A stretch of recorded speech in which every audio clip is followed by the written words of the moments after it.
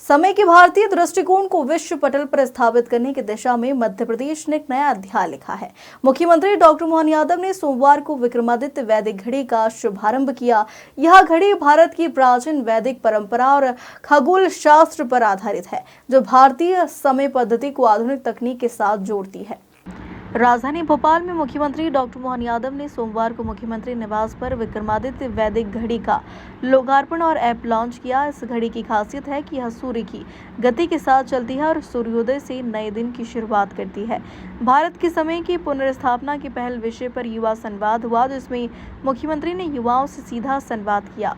मुख्यमंत्री डॉक्टर मोहन यादव ने कहा कि यह केवल घड़ी नहीं, बल्कि भारत की गौरवशाली परंपरा और वैज्ञानिक दृष्टि का आधुनिक स्वरूप है। वैदिक घड़ी हमारी संस्कृति को वैश्विक मंच पर नई पहचान दिलाएगी। विक्रमादित्य वैदिक घड़ी में सूर्योदय से सूर्यास्त तक के समय का विशेष महत्व है। इसमें दिन और रात को वैदिक गणना के अनुसार प्रदर्शित किया गया है। घड़ी भारतीय पंचांग और नक्षत्रों की गति पर आधारित है, जो इसे पारंपरिक घड़ियों से विशिष्ट बनाती है। काल गणना की दृष्टि से लेकर के हमारे लिए आज के समय में जब हम बात कर रहे हैं, तो ये काल गणना 300 साल पहले तक हमारे देश से दुनिया में जाती थी, और देश से दुनिया में जाने का तरीका भी हम सबको दोहराने की जरूरत नहीं है। हम सब सौभाग्यशाली हैं कि हमारे अपने व्रत त्योहार भी, जितने त्योहार जन्माष्टमी से लेकर के ये सारे त्योहार अंग्रेजी तिथि से नहीं आते।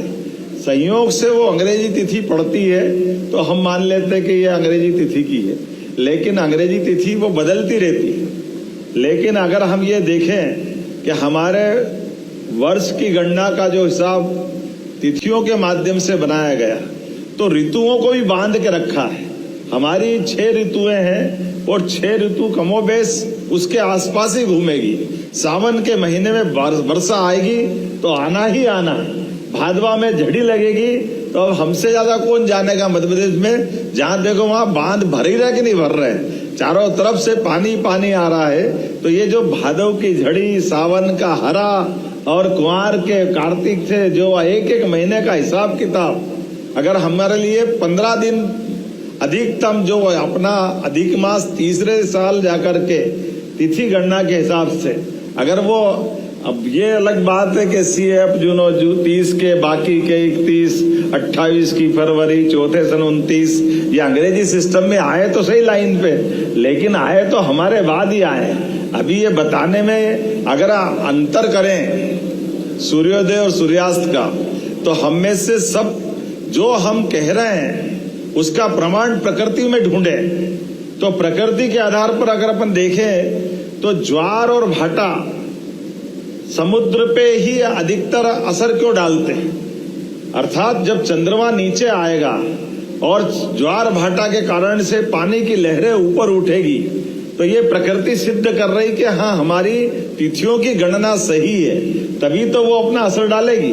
अन्यथा ज्वार भाटा तो, और इससे भी आगे मेंटल हॉस्पिटल पे अधिकतम समय मरीजों की संख्या बढ़ती है, और डॉक्टरों को विशेष निर्देश देते हैं कि अमावस पूनम के दिन विशेष रूप से मरीजों के लिए चिंता भी करना, और बाहर से भी मरीज आएंगे।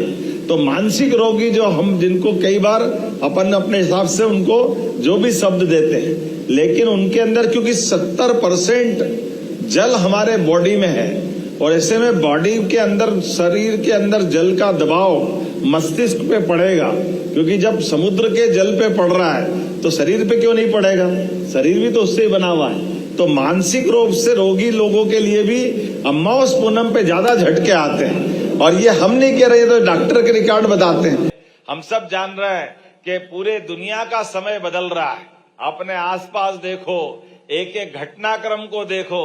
बदलते दौर में हम ये भी देख रहे हैं, था समय पश्चिम का जब तक था, लेकिन पूरब का समय आया है, हमने कल ही देखा। जोरदार अभिनंदन करें माननीय यशस्वी प्रधानमंत्री मोदी जी का, जो देश के सामने और देश को लेके दुनिया के सामने अपने दृष्टिकोण को लेके आगे बढ़ रहे हैं। जब वो स्वदेशी के भाव को बढ़ा रहे हैं, तो एक एक ऐसे मान बिंदुओं पर हमको गर्व होना चाहिए। हम अपने उस प्राचीन इतिहास पे भी गर्व होना चाहिए, और आधुनिक समय की चुनौतियों से निपटने के लिए दुनिया के अंदर भारत की अच्छाइयों को लेकर के जाने का यही समय है, सही समय है। ऐसे समय में जब दुनिया के अंदर बदलते दौर में भारत का मान सम्मान बढ़ाने के लिए यशस्वी प्रधानमंत्री आगे बढ़ रहे हैं। हम याद करें, प्रधानमंत्री के 2014 के सरकार बनाने के बाद ही 6 महीने से भी कम समय में दुनिया के अंदर उन्होंने यूनेस्को के माध्यम से योग को पुनर्स्थापित करने का प्रयास किया था। जोरदार अभिनंदन करें माननीय प्रधानमंत्री जी का।